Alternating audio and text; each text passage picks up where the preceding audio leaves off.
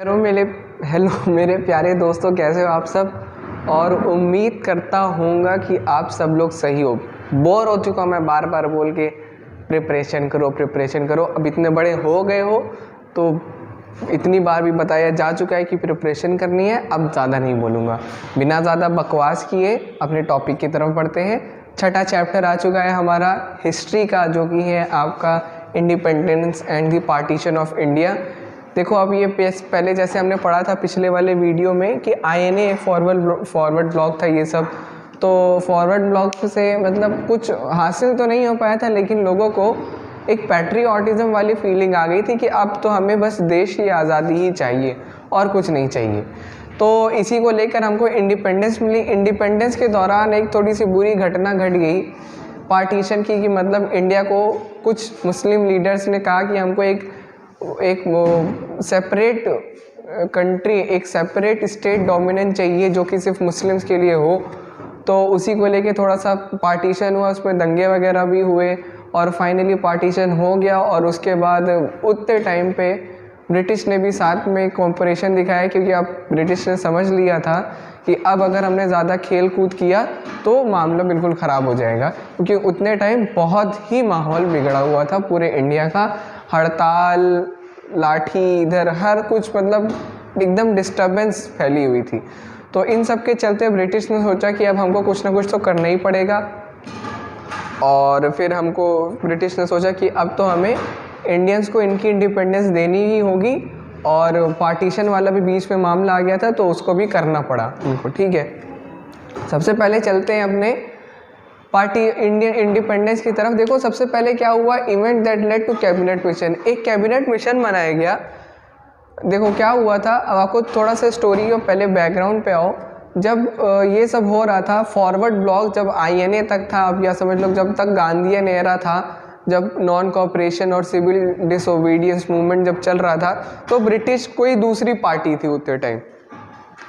अब जब ये 1946 से लेकर 1948 का दौर आया, जब इसमें अपने को आज़ादी मिल गई थी, समझो ऑलमोस्ट मिल ही गई थी, तो इतने टाइम एक नई गवर्नमेंट भी आ गई थी। ये गवर्नमेंट थी लेबर पार्टी की, और इसके जो मतलब लीडर थे वो क्लेमेंट एटली थे, जो कि मतलब वो भी मतलब लेबर पार्टी, आप समझ ही रहे हो, लोगों की भलाई के लिए। तो ये भी लोगों की भलाई चाहते थे। और जब ये प्राइम मिनिस्टर बने ब्रिटेन के, तो इन्होंने कहा कि अब हमको इंडिया को आज़ाद करना होगा, अब हम ऐसे फालतू का इनके ऊपर रूल नहीं करेंगे। तो उन्होंने कैबिनेट मिशन बनाया, एक मिशन बनाया जिसमें से 3 लोगों को सेलेक्ट किया, मतलब कुछ वहाँ के पॉलिटिकल या फेमस लीडर को भेजा गया और बोला गया इंडिया में सारे हालात सुधार के आओ और वहाँ पे उन लोगों की इंडिपेंडेंस देके तुम वापस आ जाओ। तो सबसे पहले हम ये देखेंगे events that led to cabinet mission, मतलब किस वजह से सबसे पहले तो कैबिनेट मिशन बना। कैबिनेट मिशन से ही बाकी सारी चीज़ें होंगी। तो सबसे पहला था चेंजेस इन ब्रिटेन। उतने टाइम 1945 तक वर्ल्ड वॉर 2 चल रहा था, अभी आगे सब देखेंगे हम लोग। तो वर्ल्ड वॉर 2 चल रहा था, तो जब वो सारा हुआ तो पूरा ब्रिटेन का, यूरोप का पूरा नक्शा ही बदल गया था और बहुत वहाँ पे तबाही वगैरह ये सब हो गई थी।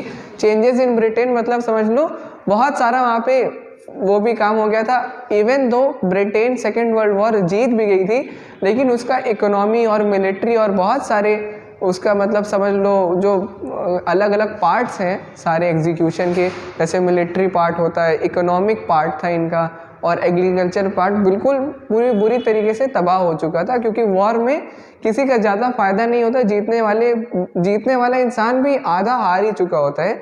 और ब्रिटेन को भी ये फेस करना पड़ा कि बहुत वहाँ पे भुखमरी क्या वो समझ सकते हो, बहुत ज़्यादा बुरे दिन देखने आ गए थे। रिवॉल्ट इन एडमिनिस्ट्रेशन ये भी समझ सकते हो। जब ये अब इंडिया की बात हो रही है, जब ये सब हो गया था, वर्ल्ड वॉर 2 हो गया था, तो फिर अब जब INA वाला भी मतलब किस्सा हो गया था, अपना सुभाष चंद्र बोस लड़े बड़े ये सब, तो अब लोग बिल्कुल टॉलरेट नहीं कर रहे थे। एडमिनिस्ट्रेशन में भी लोग अब ब्रिटिश का साथ नहीं दे रहे थे, पुलिस हड़ताल पे चली जा रही थी, लोग नहीं साथ दे रहे थे। उनके जो कुछ मतलब पॉलिटिकल लीडर रहते थे इंडियन साथ में, वो सब हाथ खड़े कर लिए थे, अब हम तुम्हारे साथ नहीं देंगे। रेलवे के सारे वर्कर हट गए थे, बहुत सारे लोगों ने रिज़ाइन दे दिया। जो उनके मेन 2 बड़े थे एक तो सिविल सर्वेंट्स और पुलिस ऑफिसर्स इन लोगों ने भी स्ट्राइक पे चले गए थे, हड़ताल पे चले गए थे और लोग ब्रिटिश का कोई कॉपरेशन नहीं दे रहे थे। और देखो अब मूड ऑफ द इंडियन, उतने टाइम पे मूड कैसा था इंडियन का, अब उन्होंने ये सब देख लिया था और उनके अंदर बिल्कुल फ्रेश एकदम फ्रेश फीलिंग थी कि अब हमें किसी भी कीमत पे इंडिपेंडेंस चाहिए। और वो जो एक पैट्रियोटिज्म वाले एग्जाम्पल सेट कर गए थे नेताजी, उसको देख के और लोगों के अंदर अब इंडिपेंडेंस वाली फीलिंग आ गई कि अब हमको चाहिए ही चाहिए। लास्ट वाला आपका लेबर अनरेस्ट, मतलब अब जो जितने भी आपके लेबर वगैरह थे वो सब कुछ साथ नहीं दे रहे थे, आपका ब्रिटिश का कोई भी साथ नहीं दे रहा था। और जितने भी पोस्टल टेलीग्राफ वर्कर थे, और भी समझ सकते हो आप रेलवे वर्कर, जितने भी थोड़ा सा लोअर क्लास के सर्विसमैन थे गवर्नमेंट के अंदर, वो सब हड़ताल स्ट्राइक पे चले गए थे कि अब हम आपका साथ नहीं देंगे, अब हमको इंडिपेंडेंस चाहिए।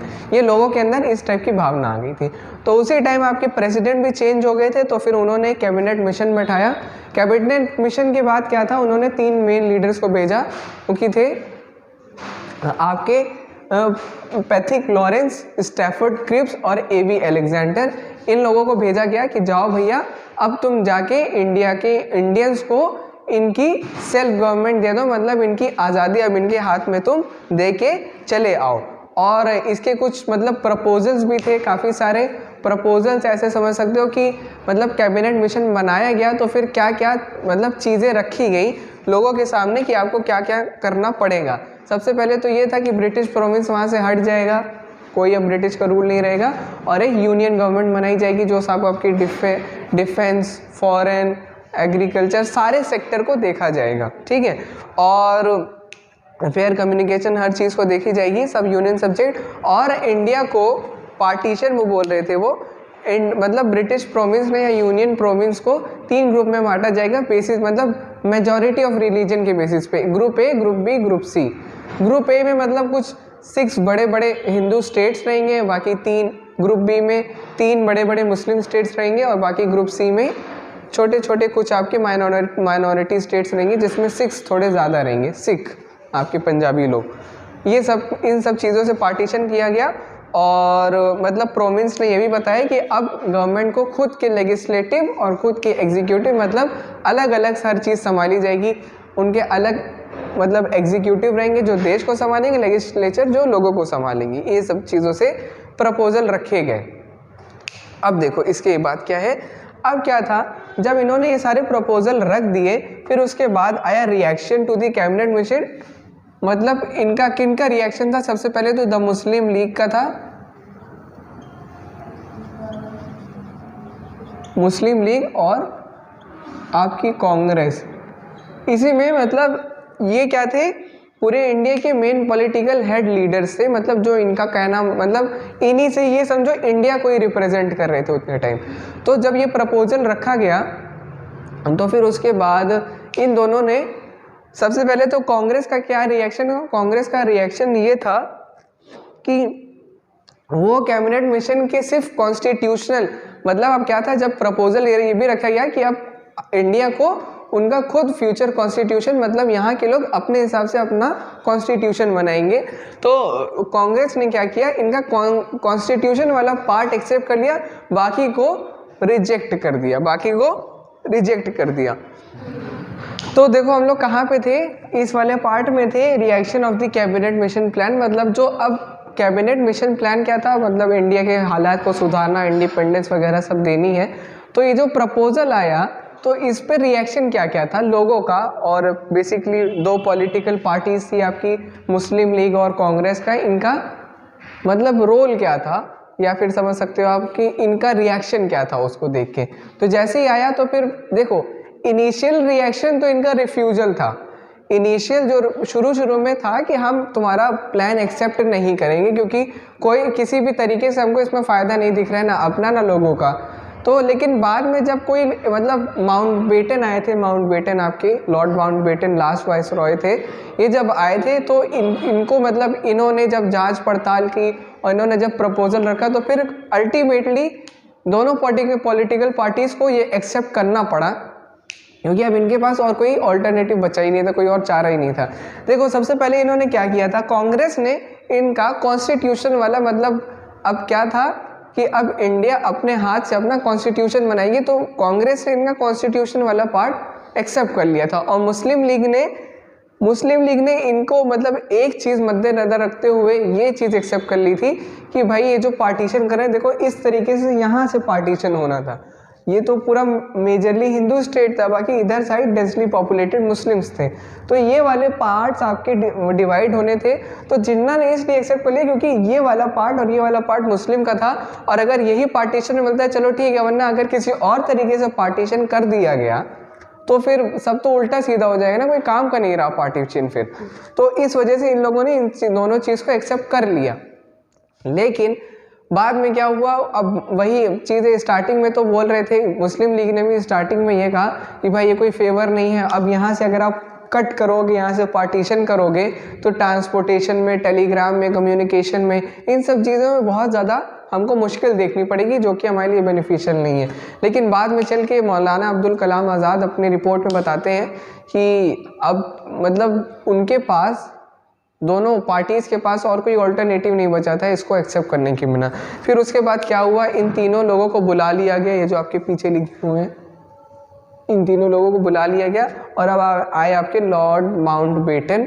और माउंटबेटन ने जब सब देखा तो इन्होंने फिर अपना रखा सारे प्रपोजल रखने के बाद ये लोगों को प्रिंसली स्टेट्स, वो स्टेट्स होते हैं जिसको कोई राजा रूल कर रहा होता है, तो प्रिंसली स्टेट्स और यहाँ के इन साइड के बंगाल के और पंजाब के, इन दोनों साइड पे ज़्यादातर यहीं से ही ज़्यादा पार्टीशन ही होना था।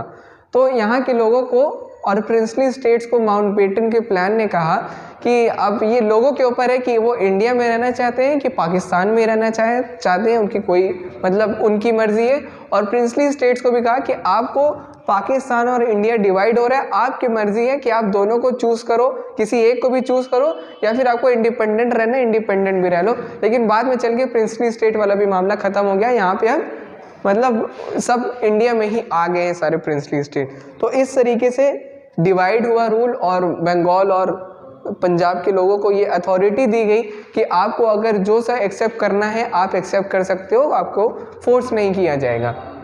फिर उसके बाद जब ये सारे प्लान रखे गए तो बड़े बड़े लीडर थे उतने टाइम, 7 मोस्ट प्रोमिनेंट लीडर थे आपके उतने टाइम, पंडित जवाहरलाल नेहरू, जिन्ना, लियाकत, निस्तार, कृपलानी और मोहन सिंह नाम के और भी लोग, बलदेव सिंह नाम के एक और लीडर थे। इन लोगों को सामने रखे हुए, सामने बैठा के माउंटबेटन ने अपना प्लान दिया और ये सब चीज़ें बताई, और ये भी बताया कि ये ट्रांसफ़र मतलब ये जुडिशरी इनके पास रहेगी, जुडिशरी सबके पास रहेगी, दोनों का अलग अलग कॉन्स्टिट्यूशन रहेगा, हर चीज़ अलग अलग रहेगी, सारी ये पावर तुमको दी जाएगी, और अब यहाँ पे ब्रिटिश रूल एंड हो जाएगा। फिर उसके बाद आई आपका इंडिपेंडेंस ऑफ इंडिया, मतलब 1947 में जून के वक्त में ब्रिटिश पार्लियामेंट ने एक बिल पास कराया जिसका नाम था इंडियन इंडिपेंडेंस, जो कि जिससे ये पता लगता है कि मतलब आप इंडिया को हम अपने इंडिपेंडेंस वापस दे देंगे और यहाँ पे ब्रिटिश का रूल अब ख़त्म हो जाएगा और कुछ नहीं देखा जाएगा।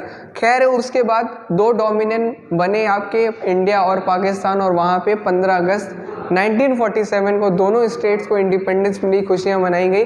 लेकिन उस खुशियों के पीछे पार्टीशन के एक ट्रैजिक और मतलब थोड़ा सा खून खराबा या फिर हड़ताल, लाठी, ये सब देख सकते हो आप, ये सब हुआ। लेकिन अल्टीमेटली दोनों स्टेट्स को अपनी फ्रीडम मिल गई थी। पार्टीशन को होते वक्त गांधी जी ने ये भी कहा था कि पार्टीशन हो रहा है, ये आगे चल के प्रॉब्लम ही क्रिएट करेगा, और आज उनकी प्रेडिक्शन ट्रू हो रही। देखो अभी भी मतलब कन्फ्लिक्ट चलता रहता है थोड़े से देश के बीच में, लेकिन हम उम्मीद करते हैं कि ये सब कन्फ्लिक्ट जल्द से जल्द एंड हो जाए और सब लोग कंट्री अपने साथ खुशी खुशी रहें। और फिर उसके बाद यही आपका पार्टीशन हुआ 1947 15 अगस्त को। देखो एक बात ये भी है कि माउंटबेटन ने कहा था कि जून 1948 को हम इंडिपेंडेंस दे देंगे, लेकिन उतने टाइम हालात इतने ख़राब हो गए थे कि माउंटबेटन को और पहले ही बिल पास कराना पड़ा, और उसी टाइम जून में हुआ था, वरना ये सब प्रोसेस होने में साल भर लग जाते थे, 6 महीना तो एटलीस्ट लगता ही लगता था। तो अब देखो जून में बिल पास कराए और अगस्त में इंडिपेंडेंस मिल गई। इतना सब मतलब इतनी बुरी कंडीशन हो गई थी कि हमको अब उस चीज़ से निकालना पड़ा। और इस सब को लेते हुए उतने टाइम बहुत इंडिया बिल्कुल बैकवर्ड पोजीशन में था, पॉवर्टी, भूखमरी, एग्रीकल्चर, इकोनॉमी, हर चीज़ बिल्कुल डाउन थी। लेकिन उतने टाइम आपके पंडित जवाहरलाल नेहरू आए स्टेज पे और इस कंट्री को आए संभालने के लिए, और डॉक्टर राजेंद्र प्रसाद प्रेसिडेंटशिप उन्होंने संभाली। इन दोनों लोगों ने मिल के इंडिया को एक मतलब बैकवर्ड स्टेट से उठा के एक बहुत अच्छे स्टेट में डाल के छोड़ दिया, जिस पे आज हम लोग बहुत खुशी से सीना तान के खड़े रहते हैं। सबसे बड़ा तो कंट्रीब्यूशन उन्हीं दोनों लीडर्स का है और अपने फ्रीडम फाइटर्स का भी है, जिन्होंने बहुत ज़्यादा मतलब इन सब चीज़ों के लिए देखा और स्ट्रगल किया। अर्ली नेशनलिस्ट ने, गांधी नेहरा, सब चीज़ तो हमने देखी। और इससे हमें पता लगता है कि हर चीज़, कोई भी चीज़ सक्सेस हासिल करने के लिए बहुत टाइम लगता है। 1857 से शुरू हुआ था और 1947 तक ये सब आपका कारनामा चला। इस समय से आप समझ सकते हो टोटल 90 साल लग गए इंडिया को अपनी इंडिपेंडेंस हासिल करने में, जिसमें बहुत सारी डेथ्स, बहुत सारे मासूमों ने अपनी जान गंवाई और बहुत सारे लोगों ने अपना योगदान दिया और अपनी जान कुर्बान कर दी। तो थोड़ा सा इमोशनल पार्ट है ये, और उम्मीद करता हूँ आपको अच्छा लगा होगा वीडियो। और अब अगला पार्ट हम देखेंगे कंटेम्प्रेरी वर्ल्ड, उसके बाद सिविक्स और उसके बाद ज्योग्राफी। और उम्मीद करता हूँ आपको ये वीडियो अच्छी लगी होगी। देखते रहो, पढ़ते रहो और मिलते हैं नेक्स्ट वीडियो में। Okay, thank you, bye bye.